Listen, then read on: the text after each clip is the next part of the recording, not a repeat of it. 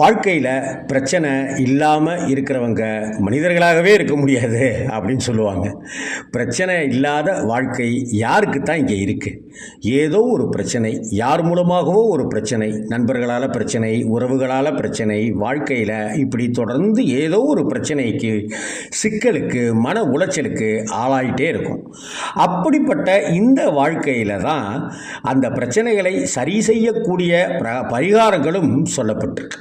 அந்த பரிகாரத்தை நாம் நம்பிக்கையோடு செஞ்சால் அந்த பிரச்சனைகளிலிருந்து நாம் விடுபட்டுறலாம். உப்பு அப்படிங்கிறது உணவில் மட்டுமில்லை, ஆன்மீகத்திலையும் மிக மிக முக்கியமான பங்காற்றக்கூடிய ஒரு விஷயம். கல் உப்புக்கு எதிர்மறை ஆற்றல்களை வெளியேற்றி நேர்மறை ஆற்றல்களை வீட்டுக்கு வர வைக்கக்கூடிய மகா சக்தி அந்த உப்புக்குள்ளார இருக்குது. அதனால் உப்பு வைத்து பரிகாரம் செய்வதுங்கிறது ரொம்ப ரொம்ப முக்கியமானது.